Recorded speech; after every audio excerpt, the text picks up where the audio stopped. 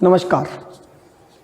बालिका उच्च माध्यमिक आदर्श विद्या मंदिर द्वारा संचालित हिंदी ऑनलाइन कक्षाओं में आप सभी विद्यार्थियों का हार्दिक स्वागत।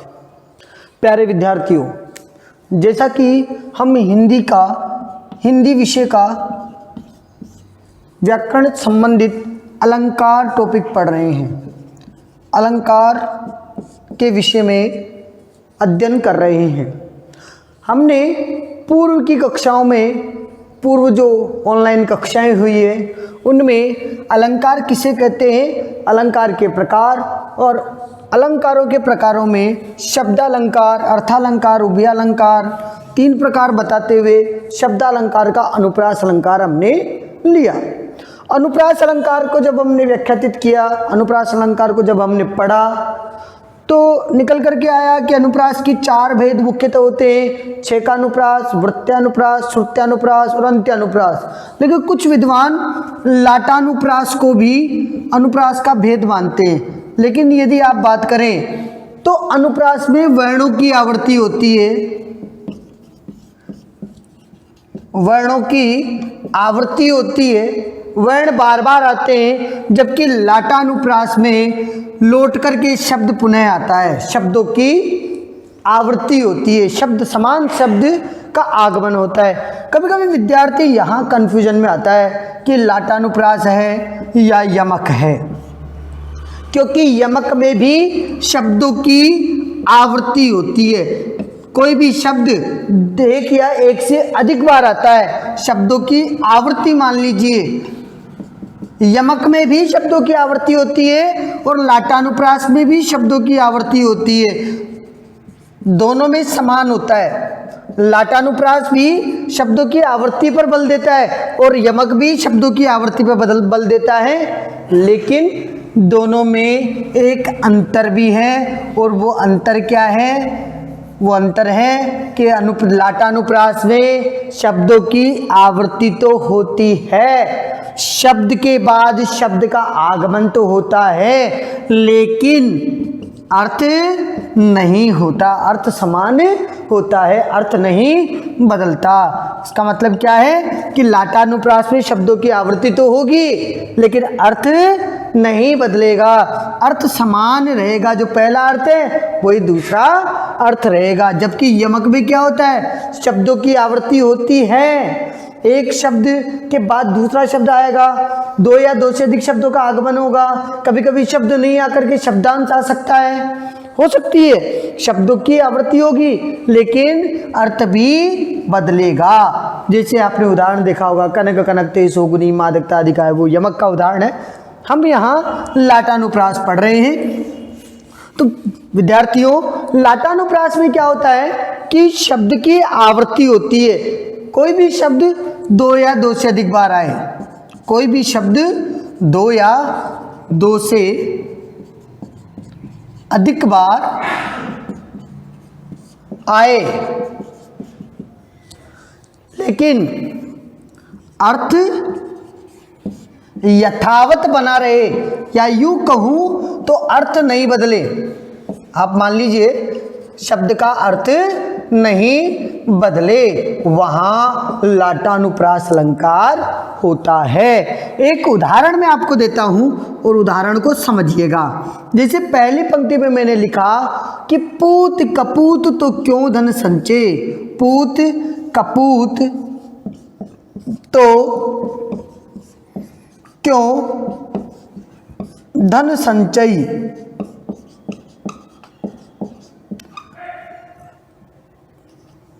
पूत कपूत तो क्यों धन संचय। यहां एक शब्द आया पूत। पूत शब्द जो है उसका अर्थ होता है पुत्र, और जहां जहां पूत आएगा वहां वहां पुत्र शब्द का अर्थ निकलेगा। जैसे पूत कपूत तो क्यों धन संचय, पूत सपूत तो क्यों धन संचय। पूरी पंक्ति को आप पढ़ेंगे तो वही आएगा कि पूत कपूत तो क्यों धन संचय, पूत सपूत, यदि पुत्र सुपुत्र है तो भी धन संचित करने की आवश्यकता क्यों है। तो इसमें अर्थ क्या निकला, यदि पुत्र कुपुत्र हो तो धन संचय करने की आवश्यकता नहीं है। यदि पुत्र सुपुत्र हो, सुपूत हो, पुत्र यदि सपूत हो, सुपुत्र हो तो भी धन संचय करने की आवश्यकता नहीं है। तो जहां जहां पूत शब्द की आवृत्ति हुई है, शब्दों की आवृत्ति तो होगी लेकिन अर्थ वैसे का वैसा रहेगा। यहां भी इसका अर्थ पुत्र है, यहां भी पुत्र है, इसका अर्थ भी पुत्र है और इसका अर्थ भी पुत्र है, तो वहां लाटानुप्रास अलंकार होता है। देख लीजिए, लाटानुप्रास अलंकार वह अलंकार होता है जिसमें दो या दो से अधिक शब्द आए लेकिन अर्थ यथावत रहे या अर्थ नहीं बदले। जैसे पूत कपूत तो क्यों धन संचय, पूत सपूत तो क्यों धन संचय। यहाँ पूत शब्द है, पूत शब्द का अर्थ यहाँ भी पुत्र है, यहाँ भी पुत्र है, यहाँ भी पुत्र है और यहाँ भी पुत्र है, इसलिए कोई अर्थ नहीं बदल रहा, यथावत शब्द रह रहा है, इसलिए ये लाटानुप्रास होगा। आगे हम पढ़ते हैं यमक अलंकार।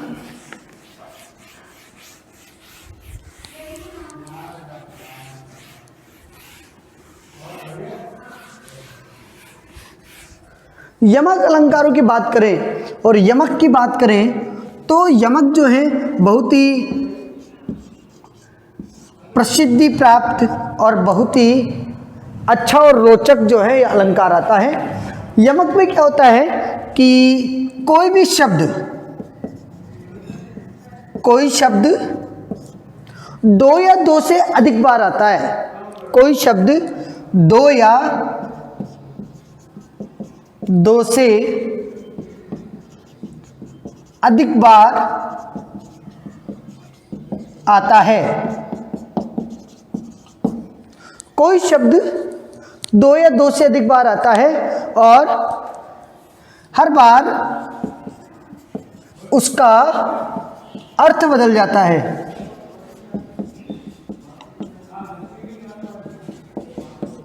हर बार उसका अर्थ बदल जाता है, यमक अलंकार कहलाता है।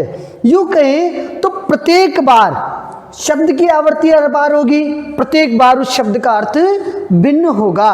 कभी कभी क्या होता है कि एक शब्द दोबारा नहीं आकर के उसका शब्दांश आ जाता है, एक शब्द दोबारा नहीं आकर के उसके शब्द का अंश आ जाता है, और जहां शब्दांश होता है वहां भी यमक अलंकार होता है। इस अलंकार में अर्थ की इतनी प्रधानता नहीं होती जितनी शब्द और वर्ण समूह की प्रधानता होती है।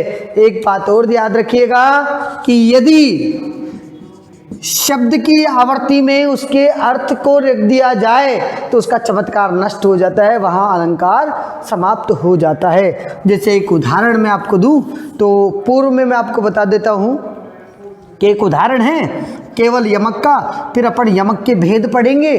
तो देखिएगा, उदाहरण है हरि बोले, हरि कौन, हरि बोले हरि ही सुने। हरि बोल रहे हैं, भगवान बोल रहे हैं। श्री हरि विष्णु के लिए कहा कि भगवान विष्णु बोलते हैं, हरि ही सुने। हरि कौन, भक्त सुनते हैं। हरि ही बोले, हरि बोले हरि ही सुने।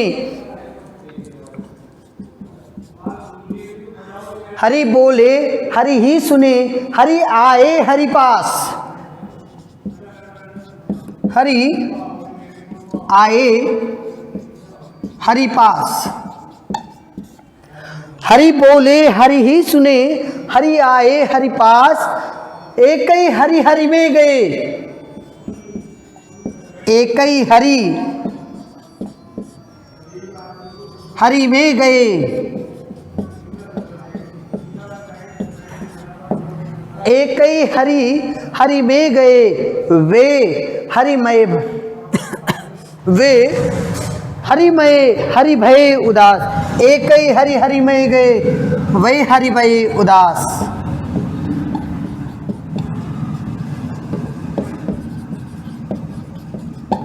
देखिएगा, यहां देखिएगा, सामने देखिए कि यहां जो हरि शब्द है, इस एक हरि का अर्थ तो है भगवान श्री कृष्ण या भगवान विष्णु, और दूसरे हरि का अर्थ होता है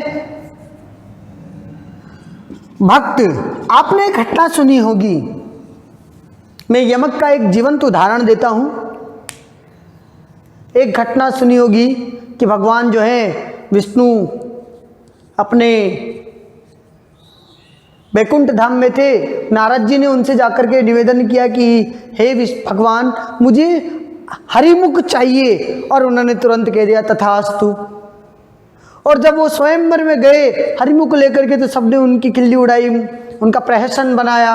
बाद में उनको जब उन्होंने अपना मुंह देखा, तो हरि मुंह का मतलब, हरि का एक पर्याय बंदर भी होता है। हरि का एक अर्थ क्या होता है? बंदर भी होता है। तो बंदर जैसा मुंह, और हरि का एक अर्थ विष्णु भी होता है। तो कहीं ना कहीं यमक जो होता है वो उलझाने वाली बात है।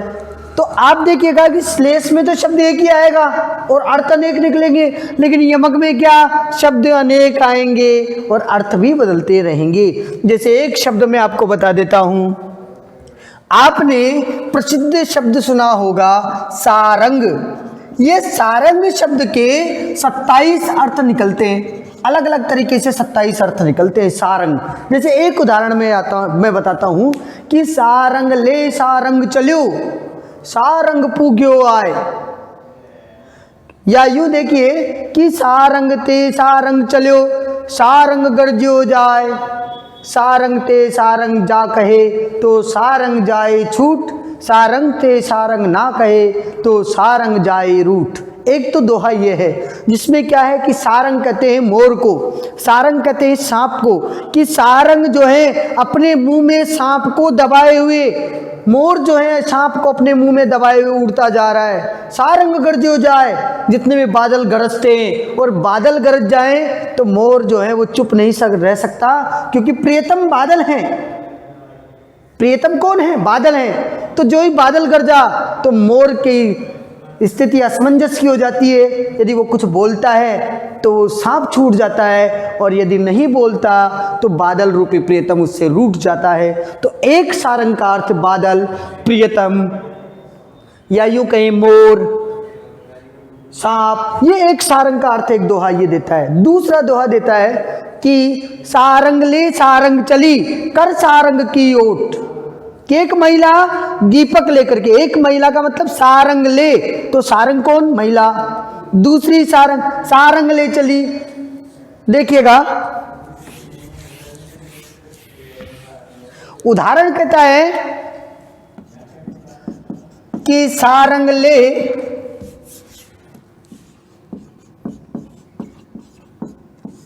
सारंग चली, सारंग ले सारंग चली, कर सारंग की ओट,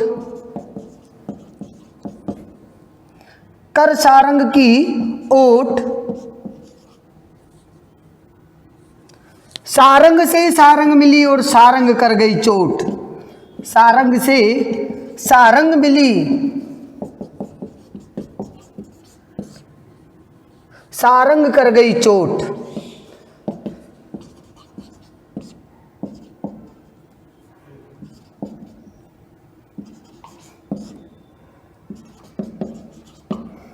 ये एक उदाहरण है।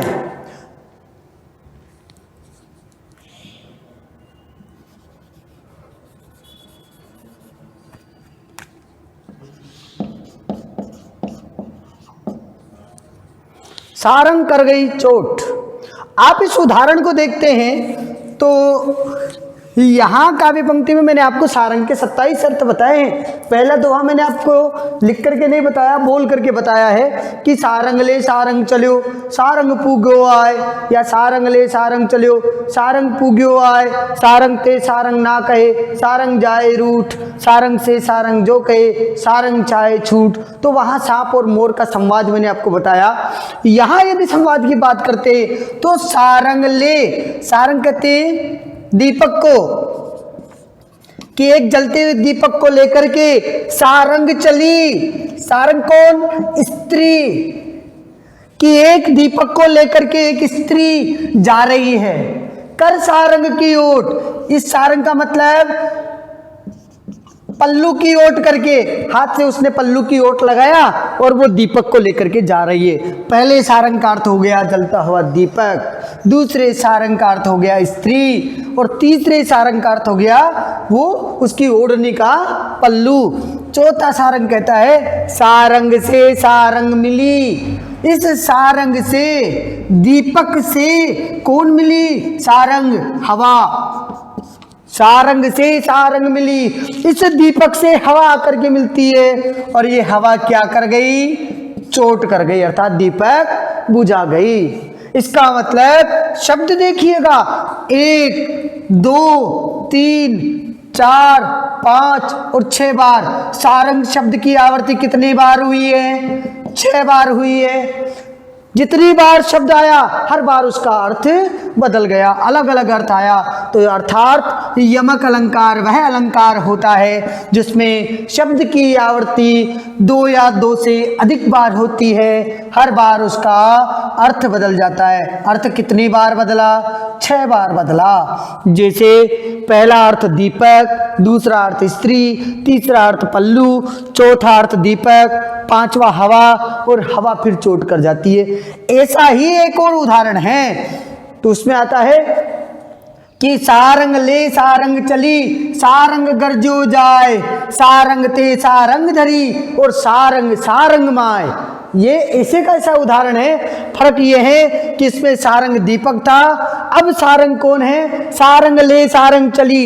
एक स्त्री घड़ा लेकर के चलती है तो बादल गरजता है, बादल की गर्जना को देख करके उस स्त्री ने क्या किया? अपने वस्त्रों को उस घड़े में डाला और खुद पानी में चली गई। ऐसे का उसका उदाहरण अगला आता है, उसमें भी यही है।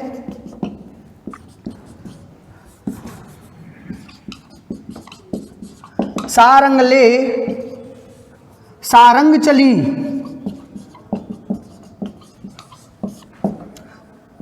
सारंग गरजो जाए।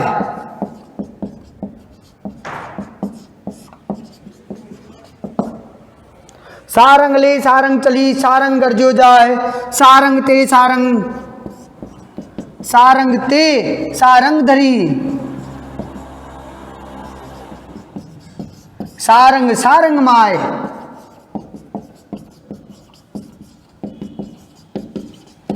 ये दूसरा उदाहरण मैंने आपको यमक का दिया कि सारंग लेकर के, सारंग का मतलब घड़ा लेकर के कोई स्त्री, सारंग का मतलब स्त्री चल रही है, पानी लेने के लिए पनघट पे जा रही है, नदी के किनारे पे वो जा रही है। कोई महिला पानी का घड़ा लेकर के, पानी लेने के लिए घड़ा लेकर के वो पनघट पे जा रही है। जितने में बादल की गर्जना सुनी, उसने सोचा कि ये जो है वस्त्र मेरे पूरे भीग जाएंगे, तो उसने क्या किया? अपनी ओढ़नी को, अपने उन वस्त्रों को उस घड़े के अंदर डाला और खुद उस पानी में चली गई। सारंग सारंग माए, खुद महिला जो है उस पानी में चली गई। तो एक उदाहरण ये आपका है। तो इन उदाहरणों को जब हम पढ़ते हैं, इन उदाहरणों को जब हम देखते हैं, इन उदाहरणों से आपको यमक अलंकार का कहीं ना कहीं प्रभाव इनमें दिखाई देता है, और यमक जो है वो कहीं ना कहीं आता है, यमक जो है यहाँ आता है।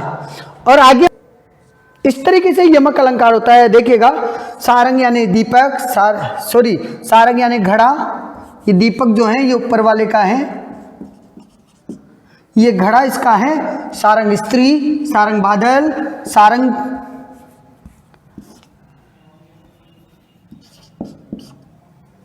सारंग घड़े, घड़ा, सारंग वस्त्र, सारंग का मतलब पानी, नदी का पानी, और सारंग का मतलब स्त्री। इस तरीके से ये यमक अलंकार का उदाहरण आपको होता है। अब आता है साहब यमक के प्रकार। देखिएगा,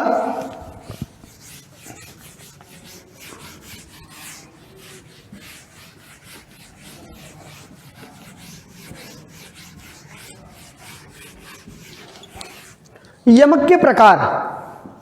आज हमने यमक अलंकार को पढ़ा। अब यमक के प्रकारों की बात करते हैं। यमक के कितने प्रकार होते हैं? यमक के 2 प्रकार होते हैं, अभंग यमक अलंकार और सभंग यमक अलंकार।